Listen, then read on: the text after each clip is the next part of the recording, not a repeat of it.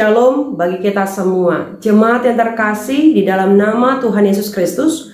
Hari ini kita mau mendengarkan firman Tuhan. Namun sebelum kita mendengarkan firman Tuhan, maka kita terlebih dahulu berdoa. Kita berdoa.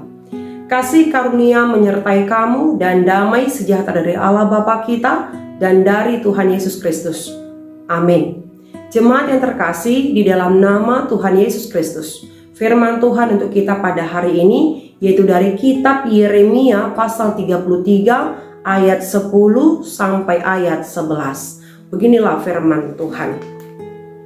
Beginilah firman Tuhan, di tempat ini yang kamu katakan telah menjadi reruntuhan tanpa manusia dan tanpa hewan, di kota-kota Yehuda dan di jalan-jalan Yerusalem yang sunyi sepi itu, tanpa manusia, tanpa penduduk dan tanpa hewan, akan terdengar lagi suara kegirangan dan suara sukacita, suara pengantin laki-laki dan suara pengantin perempuan, suara orang-orang yang mengatakan, bersyukurlah kepada Tuhan semesta alam, sebab Tuhan itu baik, bahwasannya untuk selama-lamanya kasih setianya, sambil mempersembahkan korban syukur di rumah Tuhan. Sebab aku akan memulihkan keadaan negeri ini seperti dahulu, firman Tuhan. Demikian pembacaan firman Tuhan. Jemaat yang terkasih di dalam nama Tuhan Yesus Kristus. Hidup tak selalu berjalan seperti yang kita inginkan atau harapkan. Suka duka, berhasil dan gagal, sehat dan sakit, datang silih berganti dalam hidup kita ini. Bila kita berada dalam duka, gagal, menderita, keterpurukan dalam hidup ini, disinilah terkadang kita kehilangan harapan dan jatuh kepada keputusasaan. Maka adakah harapan bagi kita untuk dipulihkan? Adakah kebahagiaan di balik persoalan, pergumulan situasi yang kita hadapi? Jemaat yang terkasih di dalam nama Tuhan Yesus Kristus. Dalam firman Tuhan kita pada hari ini, yaitu dari kitab Yeremia pasal 33 ini, yaitu merupakan pernyataan janji pemulihan Tuhan kepada umatnya tentang keselamatan yang datang setelah penghukuman Tuhan. Latar belakang peristiwa ini yaitu pada saat itu umat Yehuda berada pada keterpurukan karena Allah menghukum mereka akibat dosa dan kejahatan yang telah mereka lakukan. Hukuman itu berupa kekalahan perang melawan serangan Babel, serta kehancuran dan kesengsaraan yang mengikutinya.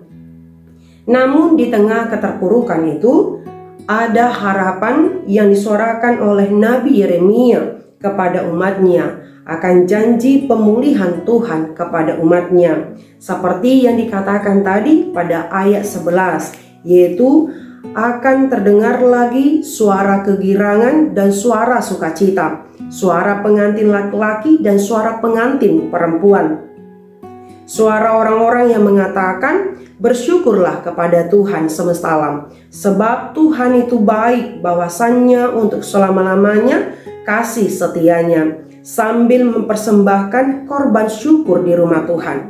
Sebab aku akan memulihkan keadaan negeri ini seperti dahulu, firman Tuhan. Disinilah menunjukkan bahwa Tuhan itu baik kepada umatnya. Kasih dan kepedulian Allah kepada umatnya tidak akan pernah pudar. Betapapun jahatnya mereka karena pelanggaran dan dosa mereka sehingga harus dihukum Allah, namun Allah tetap menginginkan pertobatan dalam kehidupan umatnya sehingga Tuhan mengampuni dan memulihkan kehidupan mereka. Jemaat yang terkasih di dalam nama Tuhan Yesus Kristus. Tentu berbicara yang namanya keterpurukan, penderitaan, persoalan dalam hidup ini bisa dialami oleh siapapun, baik pribadi maupun juga keluarga. Lalu bagaimana kita merespon pergumulan itu?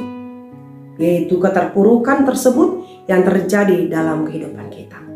Jemaat yang terkasih dalam nama Tuhan Yesus Kristus, kita pernah mendengar sebuah ungkapan yang mengatakan, habis hujan ada pelangi.